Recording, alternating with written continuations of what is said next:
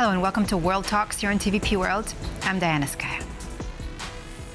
With 3 million emails and 1,800 documents released, the Epstein files continue to send shockwaves reaching all the way to Poland. Now, the country has launched an investigation after key Polish figures were named, and some released documents have raised questions about possible Russian intelligence involvement. I'm now joined by Melanie Sully, professor of political science. Melanie, so glad to have you here with us on World Talks. Thanks for being here. Melanie, I'll begin right away. Yeah, thank you. TVP World has found that emails in the huge batch of Epstein files released actually claim to show hundreds of flights that were made in and out of Warsaw, really showing us that, Warsaw was actually a central hub, not just Warsaw, but the central, our region here in Eastern Europe. How significant do you think was Poland's role in Jeffrey Epstein's operation? Why Poland?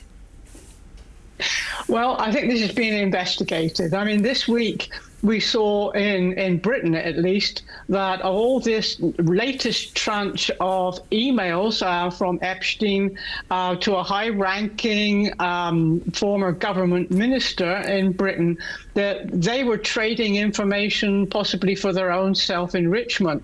So there was a big debate in Parliament this week. It was mentioned in this debate that the Polish government is investigating precisely this case. And the day after, the Prime Minister, Keir Starmer, who's now in a bit of a difficulties over this, was asked about it. Sorry? In hot water. Yeah, in hot water. And he said, well, of course, we will cooperate with our allies, which is really not very enlightening. One would expect that. But it seems from these emails that Epstein was very keen to meet Vladimir Putin. He seemed to think he could offer him some kind of advice. And he tried to get a visa on many occasions, but neither the meeting with Putin nor the visa transpired. We also know that this Epstein kind of spider's web of business, intrigue, self-enrichment, corruption, all the makings of a classic spy scandal, in effect, for power, greed, and whatever. This was global. And the minister concerned in Britain did have a global lobby concern with ties to Russia and also to China.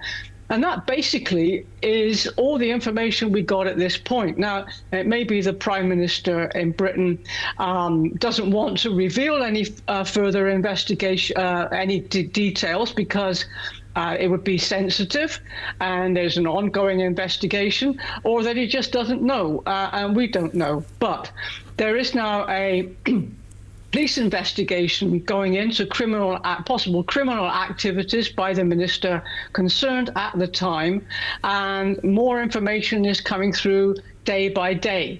So basically we don't know. And the Epstein documents that were released about a week ago, in fact, throw up more questions than really answers.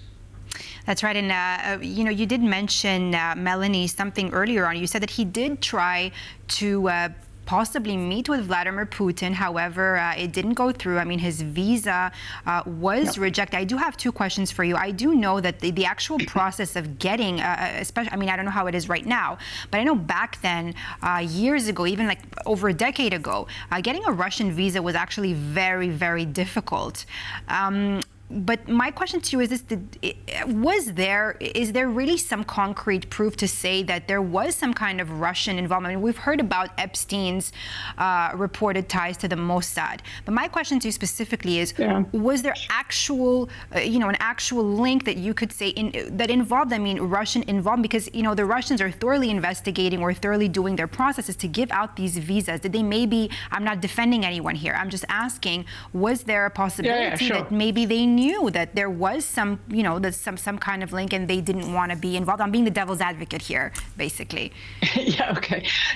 No, Moscow has denied, or the Kremlin has denied any possible connection, which is not really surprising at this stage. Well, 10 years or so ago, to get a visa, I mean, it wasn't so difficult because at that time there were quite a few links in terms of exchanges, youth exchanges, projects. 10, 15 years ago, we're talking about, it seems a long time ago now. And I think what kind of visa that Epstein was looking for was multi-entry for a period of over 3 years. Now, that was difficult to get. So the question is, why was it that he wanted such a visa? Basically, as I said, we don't know the answer to these questions.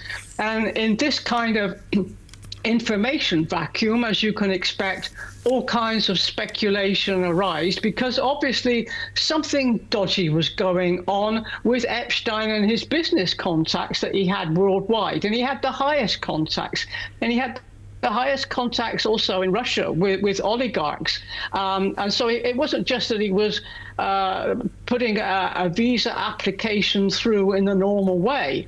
I mean, he wanted to get it through his high-level contacts, but it didn't transpire. And so therefore, we're left a little bit in the lurch as to, what was it all about? What is it he wanted to convey to Putin? What kind of information did he think he had? Or did he simply overestimate his own ego and think, well, Putin would really like to hear from me, and actually Moscow wasn't really interested at all?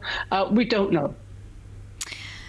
Melanie, what do the documents reveal about how Jeffrey Epstein used, promises of a modeling career, education, and so forth, and financial help to lure people? I mean, I do have a case here that there was, for instance, a time where he promised someone a place at Warsaw University, a girl at Warsaw University, but first asked him to, in an email correspondence, to fly in the female to New York. So what does it tell us, I mean, in this broader context? Well, it wasn't just in Warsaw. I think he was promising all sorts of things to more or less everybody so that he would build this web of dependency. And many people in high office sort of fell for it. They were often people themselves who had built up a web of dependence. And at this point, they became then entangled in another web organized by Epstein. And the more contacts he had, the more people he had dependent, for him, the better. So he was promising things like his own private jet to fly people around to Europe on his island, a luxury life, and a lot of people were very attracted by that. It's clear that for him, the models he had in mind came primarily from Eastern Europe, from Russia, from Ukraine, from Belarus, and he had very specific kinds of preconditions about how tall, their weight, the dimensions, everything had to be spot on. He wouldn't just accept anybody. Somebody could be too old. It seemed that they would not necessarily be too young, and he'd already been convicted for paedophile.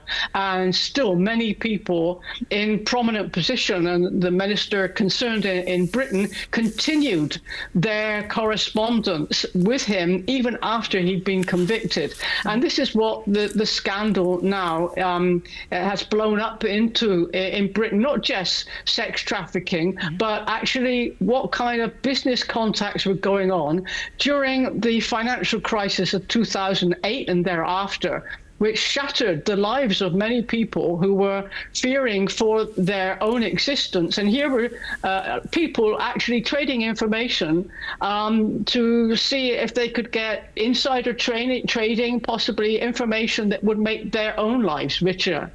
Let me ask you this: in the sense of, in the example of the UK, do you think that in some way this entire scenario has jeopardized the national security of the United Kingdom? Well, a lot of people in the debate in the House of Commons this week were very concerned about that. The minister concerned revealed details of a tunnel linking Downing Street to the Defence Ministry. He gave information on the coalition negotiations between Labour Party and the Liberal Democrats in 2010. He was prepared, it seems, to give any information he possibly could that he held. And he was in the cabinet. He was a high-ranking minister. He'd been an EU commissioner. And again, the question is, we only know this almost because of the Epstein documents. So what else was he leaking when he was EU commissioner? What else was he leaking? He was for a short time the UK ambassador to the United States. You know, how was he behaving during these periods of high office? Again, so many questions that are unanswered, and there are fears of national security leaks at this time, because it seems these people were desperate to give Epstein any kind of information they could to curry favor with him so that they would get something, whatever, back in return. Melanie, I did ask you about, why Poland was an important hub here on possible Russian involvement, but I am going to, of course, ask you because it's something that we have seen in these documents. What about his ties to Israel and the Mossad? What can you tell us about that? Well, nothing, basically, because we have, again, all kinds of rumors. You know, when something like this explodes on the world stage in this kind of form, and such a scandal we have not had for decades, then at once all kinds of the usual suspects come into play in the world press. And at the moment, there's so many investigations going on, and I'm sure in the coming weeks and months there will be a drip of information. But actually, concrete information, I do not possess, and I don't think really anybody does at this stage who has been, sending such speculation. It's speculative, basically. Mm-hmm. And Melanie, just a last quick question before I do let you go. Is there a sense here that Europe and the UK are doing more about these investigations than the United States and, hey, Donald Trump's administration himself? Shouldn't that worry us? Yes, but that wouldn't be, a big feat, because apparently in the US, not very much has been talked about it at all. And I think the UK, of all European countries, has been the most affected this week by the revelations. And that also means that the government is very unstable.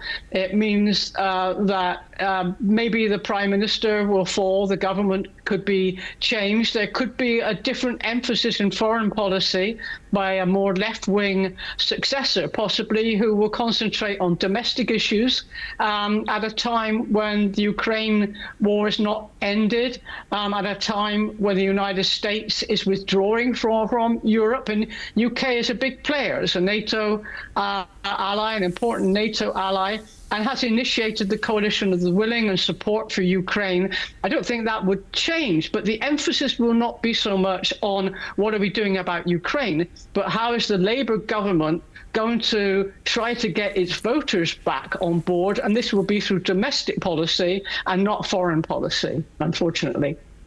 Thank you so much, Melanie Sully, Professor of Political Science, for being with us here on World Talks and breaking it all down for us.